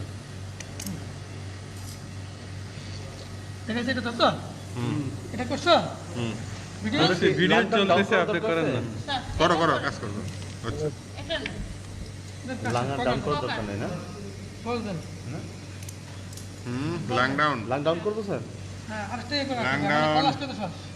ল্যাং ডাউন করো দাঁড়া শুরু করলে যখন শুরু করবে হ্যাঁ রেডি হলে বলো হ্যাঁ ওকে ল্যাং ডাউন হ্যাঁ হ্যাঁ ল্যাং ডাউন হ্যাঁ তুলতেছে ছবি তো না স্যার ভিডিও হচ্ছে ওকে El corte, el cirujano, pues es una sierra, les digo, con un trenzado metálico muy particular.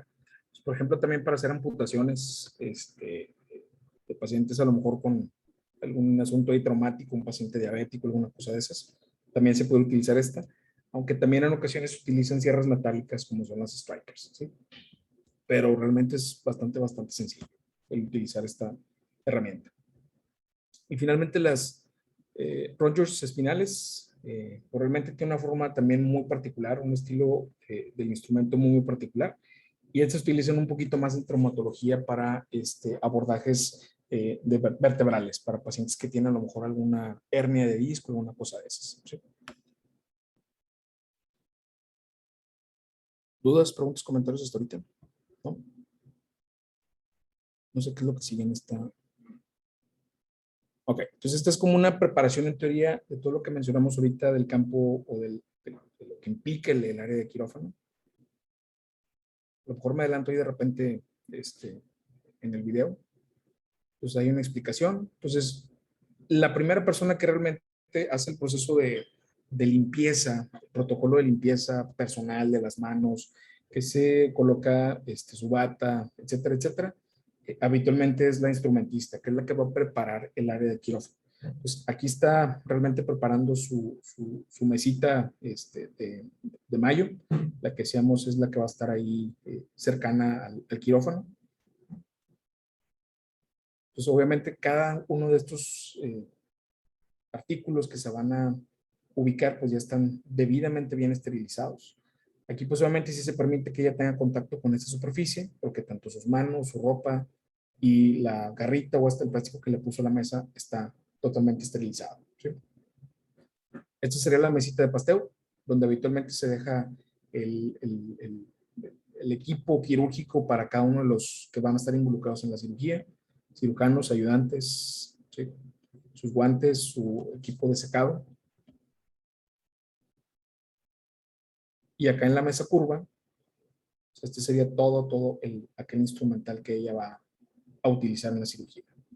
Como les decía, se debe de cuantificar toallas, gasas, riñones, absolutamente todo lo que se va a utilizar. Y cuando más fíjense la cantidad de instrumentos que está sacando. Las suturas.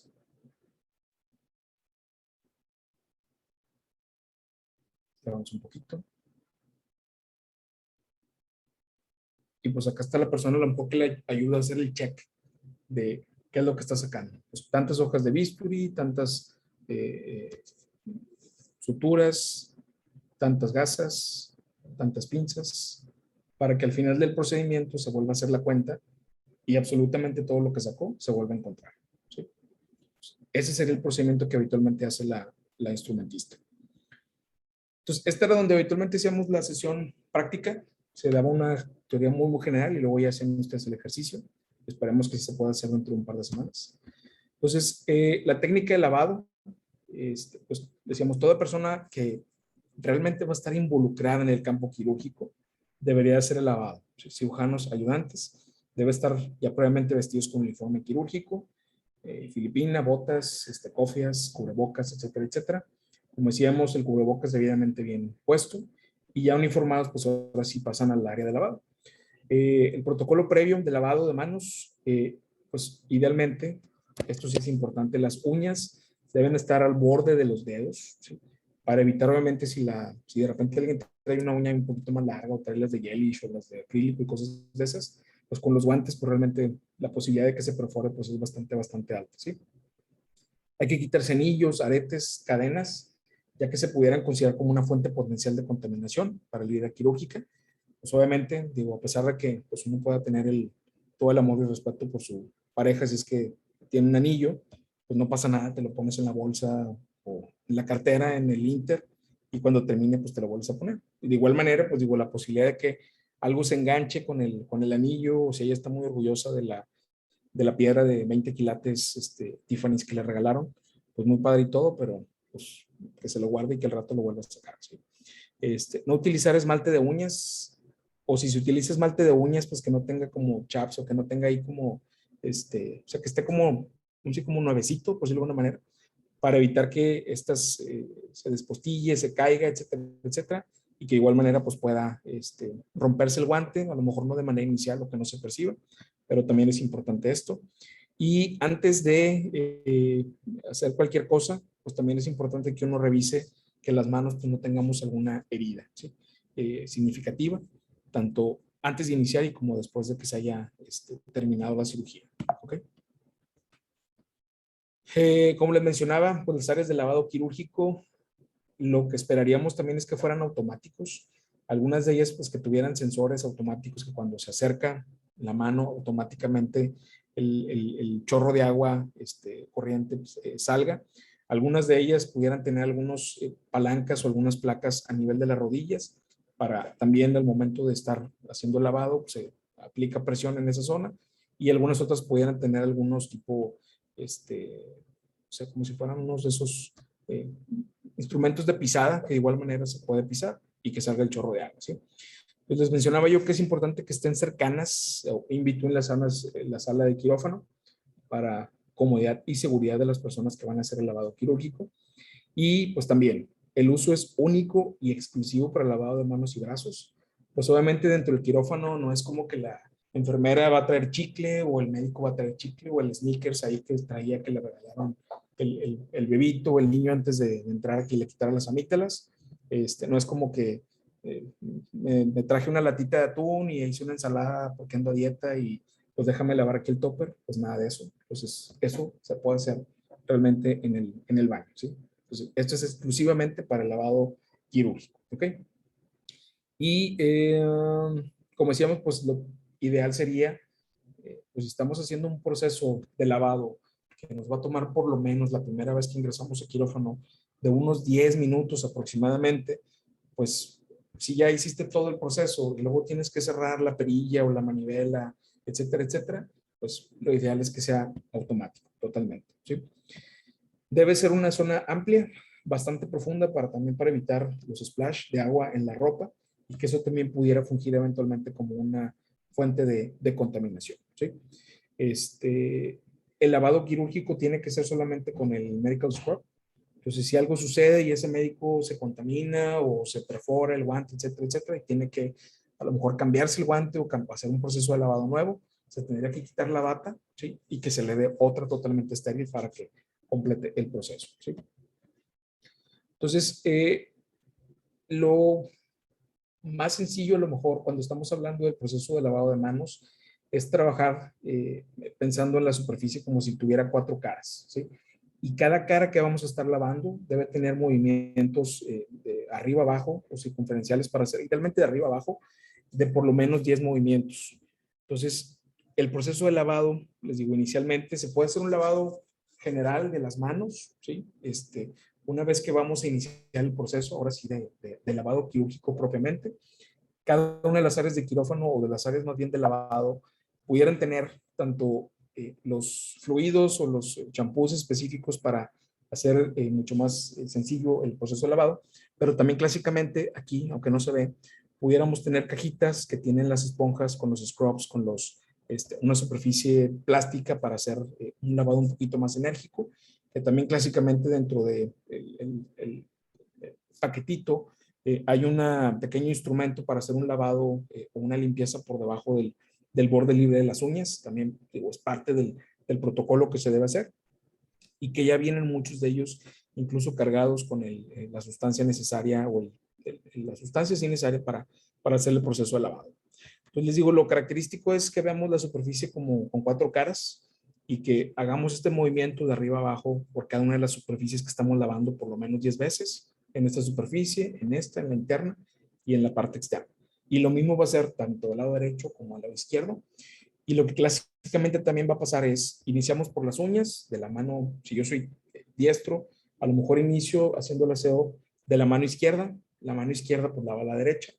Inicialmente empezamos por las uñas y luego las uñas del otro lado y luego cada uno de los dedos de manera individual, incluyendo la mano, y luego ya que esta mano está limpia, lava la mano contralateral o la del otro lado y lo mismo va a suceder con el resto de la extremidad. Entonces, se lava derecha, se lava izquierda, o se lava izquierda, se lava derecha y va a ser como un ir y venir.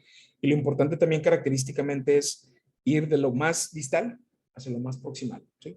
Porque obviamente esta es la zona que va a estar más en contacto con el paciente, entonces hay que ser mucho más minuciosos a nivel de las manos, de los dedos, de las uñas, ¿sí? Y lo mismo debe seguir el protocolo de los antebrazos.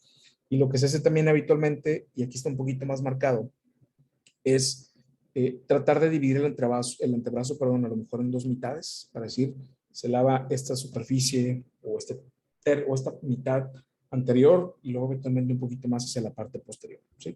Ahí más o menos. Entonces creo que aquí debe haber un video. This video is for training purposes only. Uy. Surgical site infections, Ya lo voy a or adelantar un poquito. SSIs, Yo les digo, inicialmente se pudiera hacer scrub un or rub techniques. lavado, y lo importante siempre es, decíamos, empezar de las partes más distales de los dedos y de ahí jalarse o avanzar con dirección hacia la parte central del cuerpo, hacia los codos, ¿sí? Pero el asunto es, una vez que se hace el lavado, las manos siempre tienen que mantenerse elevadas y eso es para evitar contaminación, para evitar la tendencia a querer segregar o arreglar en ese momento los lentes que se están cayendo o el nudito de no sé dónde o ponerse la liga, ¿sí? Entonces, así como empezamos a hacer el proceso de lavado en las manos, de la misma manera es que se va a retirar el exceso del jaboncito o del isodine o de la sustancia que se utiliza. Isodine es raro que se utilice, sobre todo porque tiende a ser un poquito más tóxico en la piel, o sea, da como más reacciones ahí medio de alergia en muchas de las personas. Entonces ya son jaboncitos como más dermatológicamente. Are essential to decreasing its incidence. This video provides instructions on Digo, como quiera el video, la PPT se las comparten, ¿sí? Pues hay un lavado inicial, lo que mencionaba yo, de las uñas idealmente al ras y trae nail polish, pues que sea relativamente nuevo, que no traiga como chips o picaduras por ahí, pues obviamente nada de esto, ¿sí? Nada que al paciente se le quede ahí el Swarovski en la cavidad y ¿para qué quiere? Pues idealmente también ya estar debidamente bien preparado por la cofia, como decíamos, cubriendo la totalidad del cabello, cubriendo las orejas. Si idealmente, pues también, si la persona no utiliza lentes, a lo mejor los goggles de protección pudiesen ser no idealmente o no tan necesarios, pero si no, de cualquier manera la persona tendría que tener esta protección. Nunca sabe uno, a lo mejor se llega a ver alguna hemorragia o algún vaso ahí que con sangre arterial que sale la sangre con mayor presión y que pudiera llegar a tener contacto con nuestros ojos, ¿sí? El cubrebocas debidamente bien puesto, como ya mencionamos. Entonces, respecto al pre-wash, eso aquí está. Me estoy adelantando mucho, pero bueno. hands are visibly soiled. Use the soap from the dispensers located within the scrub sink or in a separate container Yo les above. digo, este sería como el aditamento o la esponjita con el brush y esta cosita azul que viene acá es la que se utiliza para hacer el lavado o la limpieza del borde libre de cada una de las uñas, ¿sí? Y simplemente es cuestión de mojarlo. O sea, ya viene cargado con el jaboncito, ¿sí? Y es cuestión de mojarlo para que se empape, para hacer espuma. Separate container above the sink. Then, use the disposable nail pick and clean under your Las uñas fingernails un poquito under más running largas, water. en teoría se debería. Dispose of the nail pick in the trash can Qué beside it. pues. This video, use the disposable nail pick and hands and arms have been washed. Remove the sterile surgical sponge from its wrapper and moisten the sponge under running Se water humedece, se by hace squeezing and releasing it. la espuma necesaria. With fingertips together. Y las esponjitas, les digo, traen una superficie que es tal cual una esponja y trae una superficie plástica con cerdas muy delgaditas, pero lo suficientemente firmes como para hacer el proceso de lavado. Como mencionaba yo, ya se hizo el lavado por debajo, la limpieza por debajo del borde libre. Se inicia con las uñas, ¿sí? De manera grupal, las 5 de la mano derecha, eventualmente pasamos a las 5 de la mano izquierda y eventualmente cada dedo de manera individual. Les digo, lo más sencillo es a lo mejor iniciar por derecha izquierda o por el pulgar. Y decía superficie, 10, como si fuera este cubo, 10 raspaditas o 10 movimientos de ascenso y descenso, 10 en la cara palmar, 10 en la cara interna y 10 en la cara dorsal de la mano para cumplir con ese protocolo, y de ahí el dedo índice, el dedo medio, el anular y el peñique, y con la mano al otro lado, ¿sí? A light but firm pressure to stroke the nails in a back and forth motion with the abrasive brush side of the sponge approximately 30 times. The abrasive brush side is only used on your fingertips. The non-abrasive side should be used Y como recomendación les dicen que la parte de de las cerditas se utiliza exclusivamente a lo mejor para las manos, un poquito más enfocado hacia las uñas, ¿sí? Y el resto del lavado realmente se debe de realizar con la superficie que es la esponja, ¿sí? Entonces ya se hizo el lavado de cada dedo, las palmas, de igual manera, sus 10 lavadas, la mano derecha. Strokes. Next, scrub the outside surface of the thumb from wrist to tip of the thumb, 10 strokes. Continue to apply 10 strokes to the other side of the thumb and to each side of your fingers. Once you scrub an area, do not go back. Now that you scrubbed your hand, it's time to scrub your arm on the same side. Mentally divide the forearm into thirds from wrist up to 2 inches above the elbow. When scrubbing each third of your forearm, apply 10 strokes to the top, bottom, and both sides of each section. Like before, once you scrub an area, do not go back. Repeat the scrub on the other hand and arm. Once both hands and arms are complete, discard the surgical sponge in the trash can beside the scrub sink. Start rinsing at your fingertips and continue to the hand, forearm, and elbow, moving in one forward direction through the water. Always keep your elbow at a right angle and hand raised above the level of your elbow. Do not move arms back and forth in the water.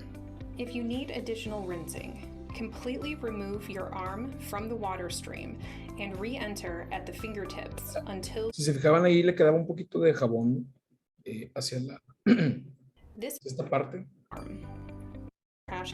Lo que decía, bueno, a lo mejor un poquito más de agua, pues hay que remover el brazo totalmente e introducirlo exactamente de la misma manera, sino ver como solamente en la zona que tiene el jabón, ¿sí? Por eso lo importante es dejar el tiempo suficiente de contacto de la mano, de los dedos, del antebrazo, ¿sí? Para que cada una de esas partículas, o el jaboncito o la espuma que se generó, pues se puede eliminar totalmente. Y siempre decíamos manteniendo las manos, los brazos alejados del cuerpo, ¿sí? Y idealmente también con un ángulo de 90 grados para evitar posiblemente contaminación. Entonces, por eso también, como decíamos, es importante que el área de lavado sea lo suficientemente grande y profunda. Si fuera muy chiquita, pues a lo mejor ahí vas batallando y queriendo como zigzaguear el brazo para evitar tener contacto con alguna de las paredes metálicas del zinc ¿sí? Y pues aquí más o menos en el diagramita también se da como la explicación muy general que ya platicamos ahorita. Fingers crossed lo pudiéramos hacer en un par de semanas allí en los laboratorios de la EMIS. El proceso de secado realmente es muy similar, vamos a decirlo, a la manera en la que se hizo el lavado. Habitualmente las batas quirúrgicas desechables traen un par de toallas para el secado, también que son totalmente desechables. Se utiliza a lo mejor una para una extremidad, la derecha, y la otra para la izquierda, o la otra es que sean a lo mejor un poquito más grandes y que permita que a lo mejor podamos hacer como una división de una mitad y que una de las mitades la utilicemos para secar la extremidad o el brazo derecho y la otra la utilicemos para la izquierda. Y también debe ser igual un proceso de secado muy, muy minucioso, pues para evitar que haya humedad sobre todo entre los dedos, en las manos, ¿sí? Para evitar la posibilidad de contaminación. Con respecto al comportamiento quirúrgico, pues digo, obviamente las manos debidamente lavadas, secas, se retira o se levanta de la mesa esa que hacemos la pasteur, idealmente la bata quirúrgica. Puede ser de esas que son esterilizadas o pueden ser desechables. Entonces, realmente la manipulación de estas es muy sencilla porque la manera en la que se abre el paquete que ya está esterilizado, idealmente se deja en la superficie donde uno tiene la seguridad de poder tocarla, de poder tener contacto con ella. Siempre, obviamente, guardando esa distancia, o sea, lo más alejado del cuerpo que podamos, en una superficie donde no haya gente pasando, donde no haya a lo mejor también mesas, que haya gente que pudiera llegar a contaminar la bata quirúrgica. Y pues simplemente se introducen las manos. Ahorita vamos a ver un par de GIFs para ver esta representación. Y una vez que la persona se pone la bata, importante es que no saque las manos a través de los puños de la bata, porque esto se va a hacer hasta que no se pongan los guantes, ¿sí? Les digo, es cuestión de experiencia. Hay algunos médicos que a lo mejor se sacan un poquito los dedos para facilitar el proceso de ponerse los guantes. Pero idealmente, digo, al momento de ponerse el guante se puede jalar la manga y eso pues va acomodando el resortito un poquito hacia la muñeca, ¿sí? La persona no tendría por qué estarse amarrando el mismo la bata. El circulante, el estudiante que está ahí rotando, etcétera, etcétera, con el cirujano, pudiese ayudar a amarrar la bata, ¿sí? Como les decía, lo más alejado posible, se desdobla. Que a lo mejor se come un poquito el GIF, pero pues, les digo, importante no sacar totalmente las manos, siempre alejados en un punto un poquito más libre. Y alguien más pues será la persona que le va a ayudar a amarrar la bata, ¿sí?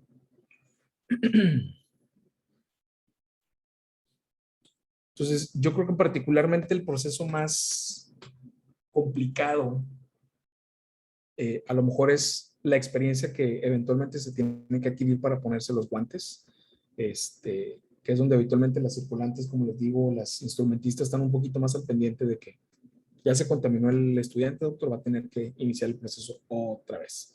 Y ahí vas otra vez en el walk of shame a quitarte la bata, a tener que lavarte otra vez. No tan minucioso porque ya se le invirtieron los 10 minutos. Eso también es importante si es a lo mejor un día quirúrgico con 2 o 3 procedimientos e inician el día y se hace lavado tan minucioso, el segundo lavado puede ser mucho más sencillo y más cortito, ¿sí? Eso también es importante. Entonces, algo que también van a tener que eventualmente aprender es un número de guantes. Yo por lo menos, si mal no recuerdo, era como 8.5 o una cosa de esas. Tiene que ser de la medida ideal para evitar que no quede como muy chiquito y que se hagan como unas burbujas de aire, sobre todo en la palma, o que queden muy aguaditos, que exista la posibilidad de que al momento que estén manipulando, que si están realizando punta de sutura, que se pesque la puntita del guante, que está ahí un poquito más grande, les digo. Entonces tiene que ser como la medida ideal, ¿sí? Entonces, habitualmente los guantes, los esterilizados para uso en quirófano, están pues, prácticamente invertidos, no totalmente, pero una muy buena cantidad del guantecito para facilitar así que no lo podamos ubicar en la mano, ¿sí? Entonces, decíamos, el comportamiento realmente es como el que estamos viendo aquí. Las manos, una vez que estamos ya vestidos, las manos separadas o idealmente hacia la parte anterior, que es la zona donde nosotros tenemos más control. Como realmente no vamos a estar en contacto con paciente en la espalda, pues digo, por eso es que se prefiere la protección de las manos hacia la parte anterior del cuerpo, ¿sí? Creo que es más de lo mismo. Estaba un poquito más dirigido al gowning. Empiezan ahí con el proceso de lavado, etcétera, etcétera. Es un poquito de lo mismo que ya mencionábamos. Aquí un poquito más enfocado a cómo se viste uno. Digo, aquí el video se supone que es demostrativo, nada más que la verdad es que es una zona muy incómoda para estarse vistiendo. Y luego son 2 personas en un espacio muy pequeño, con muchas como áreas que fácilmente uno pudiera llegar a tener contacto. Entonces, pues bueno, asumiremos que es una zona un poquito más libre. Como les decía, hay un par de toallas para hacer el proceso de secado. Y pues también tiene que ser muy minucioso, no es como que cuando uno se lava las manos, las secas, nomás como que te embarras más el agua, tristemente, no hacemos como el protocolo más en tiempos COVID que deberíamos. Si es una toallita lo suficientemente grande, se divide en dos, o si son dos, pues más sencillo. ¿Sí? Uno para Gowning is para cada mano. achieved by using the closed gloving technique. Pick up the gown ¿Se and fijan cómo están ahí identify batallando en un the espacio tan area, then pequeñito? step away from the Por trolley. ejemplo, ahí al momento de desdoblarlo, pues existe la posibilidad de que golpee con la mesita. Using your thumbs and first fingers, pinch the top of the gown and let it fall. Muchas de las batas que se utilizan ahorita son pues un poquito caras, pero pues bien vale la pena. Tienen hacia la parte superior, o sea, vienen ya dobladas específicamente para que uno las desdoble, y en la parte superior traen como unos triangulitos como para que uno las pueda agarrar con mayor seguridad y que pueda hacer ese proceso de desdoblarla. ¿Sí? The circulator will now Y yo tie tuve the una persona gown más at ahí. the back. Sí, esto está súper peligroso ahí con la mesa, With un par de handles inside centímetros the la gown persona. cuffs, pick up the gloves in its inner sterile wrapper and then turn them upside down. Hold of the right glove Conocer su medida de and guantes. pull up and over your Ahí está. hand. Eso es a lo mejor lo que yo considero un poquito más And pull complicado, up que and amerita over ese your como hand. ejercicio o esa experiencia. Next, pull gown and glove up your arm so that the fingers are in the correct position. Repeat this process with the other hand. The gloves must cover the cuff of the gown as this is not waterproof. Sí, por eso es lo importante de no sacar los dedos en su totalidad, que queden cubiertos por Take hold of the gown el elástico hascar de la and from manga. the left hand tie out Y of pues the vienen cuff volteados justamente para facilitar, les digo, la up your introducción del next, guantecito. pull gown ¿Sí? Bueno, creo que sea mejor en el otro. Ahí está. Entonces, realmente esta sería la manera ideal de la colocación del guante. ¿Sí? Poner enfrente de nosotros de manera contraria a la mano derecha, a la mano izquierda, ¿sí? Como en teoría no los vamos a ubicar. Y pues obviamente la mano derecha va a ayudar a la mano izquierda a ponerse el guante. Si se fijan, está como doblado, como si fuera un calcetín. Pues esta superficie, ¿sí? Lo único que vamos a hacer es, pues digo, obviamente lo mismo sucede en la parte que no estamos viendo, con la mano cubierta por la manguita, pues ahí a lo mejor nos pescamos un poquito para que el guante no salte, y con la otra mano, pues esta superficie simplemente la vamos a voltear y a deslizar sobre el puño, y simplemente podemos ir a deslizar ahí un poquito la manga para ubicar los dedos, ¿sí?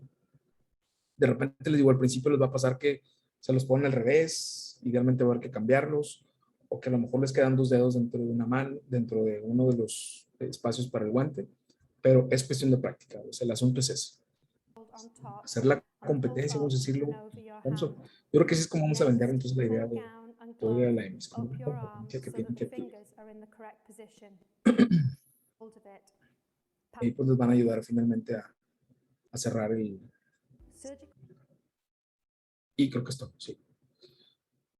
Entonces, esto, lo ideal es que fuera teórico práctico. Entonces, esperaría yo un par de semanas tener buenas noticias, tanto Daniela como yo, como para poder organizar una sesión ahí en los laboratorios de la EMS.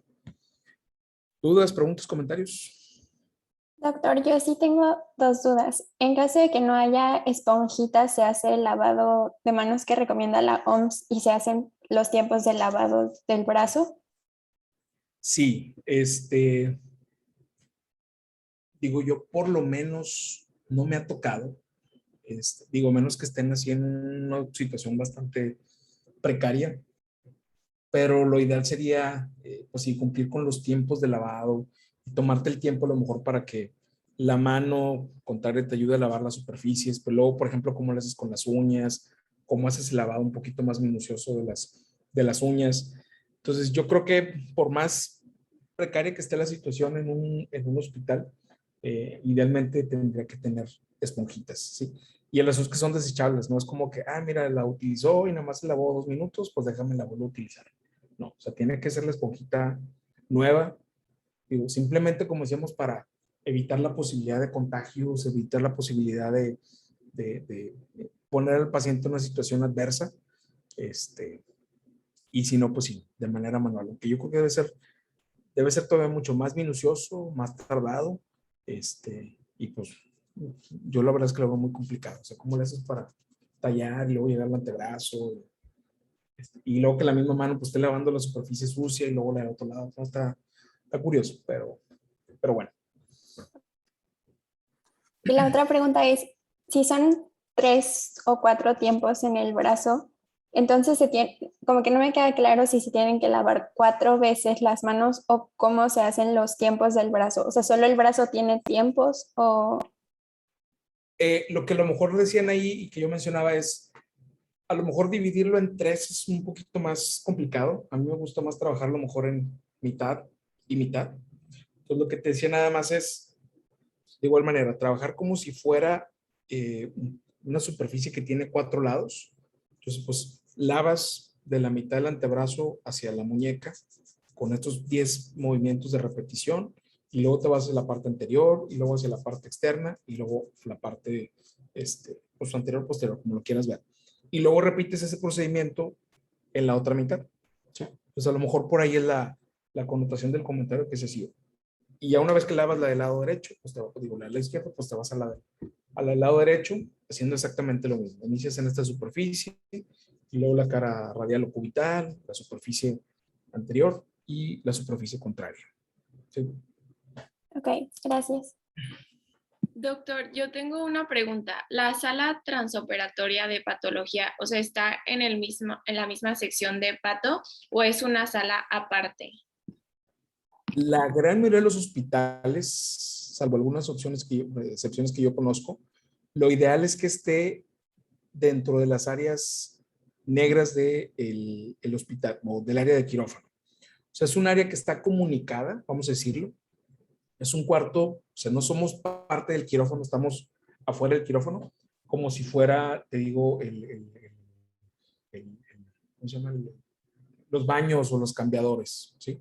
Y simplemente lo que tenemos es como una pequeña ventanita para que me dejen la pieza, el expediente del paciente, la solicitud, alguna información adicional, etcétera, etcétera. Y que al término del procedimiento, pues yo igual manera lo ubique en esa ventanilla. Y la persona pues que se va a encargar del traslado, pues es el circulante, ¿sí? O sea, no el instrumentista o algún estudiante que esté por ahí de curioso en la cirugía, etcétera, etcétera, pues esa es la persona que se va a encargar de transportar la pieza. Una vez que termina la cirugía, nosotros patólogos nos quedamos con esa pieza. O sea, ya no regresa al quirófano. Me la llevo yo al laboratorio para terminar el proceso, etcétera, etcétera. Lo único que se regresa es el expediente del paciente, ¿sí? Pero tendría que estar descrita dentro de las áreas negras del hospital o del área de quirófano, ¿sí? Okay, algunos hospitales en Estados Unidos lo definen más bien como área gris, porque hay algunos, sobre todo, hay una subespecialidad en patología que son los surgical paths, específicamente los patólogos quirúrgicos, que pues no sé cuál sea realmente la función, vamos a decirlo, pero ellos habitualmente pudiesen entrar al quirófano, o sea, que meriten tener como un scrub que esté debidamente esterilizado para poder ingresar al área. Pero son bien poquitos hospitales, son contados. ¿Cómo creen? Dime. Yo tengo una duda, por ejemplo, si te remueven la vesícula por algún procedimiento, ¿se tiene que mandar a fuerzas a patología o qué se hace con el órgano? Realmente el deber ser es que toda aquella cosa que se quite de un paciente pase por patología. Puede ser a lo mejor proceso macroscópico. O sea, por ejemplo, vamos a decir, es un hospital donde se realizan diariamente hay 20 partos y unas 10 cesáreas. Pues a lo mejor esas piezas no necesariamente tienen que pasar por mis manos para que yo les pegue, se las mire, etcétera, etcétera, y se depuran. Son muy poquitas cosas las que los hospitales depuran sin que lleguen a patología. Placentas es una de ellas, por ejemplo, o piernas amputadas por algún evento traumático. Es un paciente que desafortunadamente cayó en una mina, vamos a decirlo, así muy fantasioso, y que tiene una fractura expuesta, una amputación, etcétera, etcétera, y que se tiene que hacer pues, la resección quirúrgica en un punto anatómico muy particular, pues eso a lo mejor no llega a quirófano, o no llega, vamos a decir, a las manos de un patólogo. Pero todo lo demás, o sea, si es un nevo, si es un lipoma, si es una vesícula, si es un apéndice, si es, incluso uñas llegan habitualmente. Entonces tiene que llegar a las manos de un patólogo para establecer un diagnóstico. porque llega a suceder, y nos han pasado casos de esos, de pacientes que se operan o gente que se opera en quirófanos ambulatorios, en quirófanos a lo mejor de hospitales chiquitos, y que el médico le da la responsabilidad al paciente de llevar la pieza a patología. Y resulta que años después el paciente llega porque trae una metástasis en X o cual tórax, en pulmón, en piel. Ese es uno de los casos que más me acuerdo. Paciente que tenía unas lesiones metastásicas en piel. Y resulta que pues, lo estudiamos y era un carcinoma metastásico y le hicimos inmunistoquímica o estudios especiales y resultó que sugería que se trataba de un tumor de origen en vía biliar o alguna cosa de esas. Y en la historia, el paciente se acordó que hacía un par de años le habían quitado una vesícula en Reynosa y que él tenía la vesícula guardada ahí en su casa. Así el frasquito de formol que le dieron, lo tenía ya en una repisa o en un cuarto o en un cajón, sabrá Dios. Y trajo la pieza después de varios años, o sea, se acordó que la tenía, la trajo y ahí estaba el tumor. Entonces, te digo, el deber ser debería ser que todo prácticamente llegue a las manos de un patólogo. Por lo menos para verlo, para pesarlo, para medirlo, para decir, pues es una placenta como cualquier otra, mide tantos centímetros el disco, mide tantos centímetros el cordón umbilical, le haces una sección que tiene 3 estructuras vasculares por lo menos visibles macroscópicamente, que si tiene infarto, etcétera, etcétera, pues eso a lo mejor ya microscópicamente lo estableces, pero todo debería llegar a las manos de un patólogo. ¿Sí? Quien antes era el jefe acá en el laboratorio decía que patología es como el servicio del área de calidad del hospital. O sea, si tú metes al día, a lo mejor en ese hospital, 10 apéndices de pacientes que ingresan con dolor abdominal y resulta que de esas 10 apéndices que se quitaron con diagnóstico clínico, a lo mejor de apendicitis, yo solamente diagnostico a nivel microscópico 5 de esas como apendicitis, pues algo está pasando con los clínicos que están operando en ese hospital. O no están haciendo los estudios que deberían, o no están haciendo los exámenes que deberían, o no están haciendo la exploración o los laboratorios que deberían, o el estudio de imagen que deberían para definir que clínicamente si ese paciente tiene apendicitis y que microscópicamente pues tienes ese hallazgo. ¿Sí? Entonces, esa sería mi respuesta a esa pregunta. Muchas gracias. Sí. Ok, ¿alguien más? Doctor, yo tengo una pregunta en cuanto al material con que se hicieron los instrumentos. ¿Sí como que influye en la calidad de la intervención o no tiene nada que ver? No realmente. Yo creo que depende más bien del hospital en el que se esté operando ese paciente y del recurso que haya. Así de sencillo. Digo, realmente los más utilizados son los de acero inoxidable, stainless steel, y han estado durante muchísimos años y funcionan bien.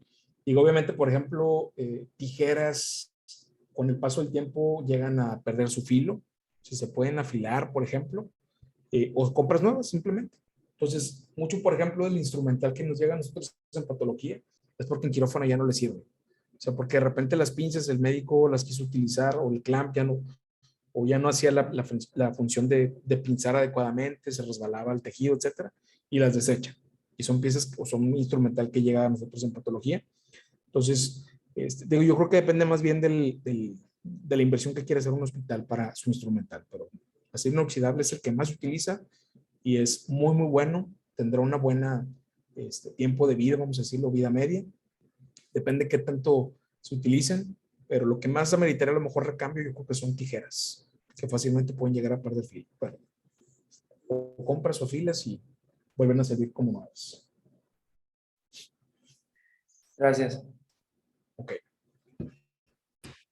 Además, bueno, les digo, pues yo esperaría que tengamos buenas noticias en un par de días para ver si podemos organizar a lo mejor un par de sesiones ahí en los laboratorios de la EMIS, que es donde hay pues área de lavado, que podemos hacer el ejercicio como lo hicimos hace un par de semestres, conseguir un par de batas también para que entre ustedes hagan también el ejercicio pues de lo que implica, ¿sí? El comportamiento entre quirófano y esperemos que sí nos den chance. ¿Ok? Bueno, pues si no Gracias. comentarios. Perdón, Dani. Bueno, le doy la palabra a Dylan. Sí, bueno, nada más. Pues bueno, hablando por todos los que estamos aquí, doctor, en la sesión, muchísimas gracias por su disposición y pues, participación en este taller. Y si me permite mostrarle un reconocimiento de parte de nosotros como grupo estudiantil para usted. Ya pues, posteriormente se lo podemos enviar por número celular o por correo. Y pues Perfecto. nada más reiterarle, pues muchas gracias por participar. No, hombre, nada, a ustedes. Y pues les digo, ojalá y tengamos buenas noticias en un par de días para organizarnos. Idealmente los que vinieron a la sesión, que podamos tener lo práctico para que tomen ahí lista o tomen una relación de quienes vinieron y poder hacer la invitación ya más directa, ¿sí? Dependiendo de tiempos. Gracias, doctor. Vale, pues, buen fin de semana. Los que van a semana 6, que disfruten semana 6, después de semana 5 pasada. Y a los de el resto de los semestres, pues ahí nos vemos en estos días. Vale, que estén bien. Gracias, doctor. Bye. Gracias, doctor. Gracias, doctor. Buen día.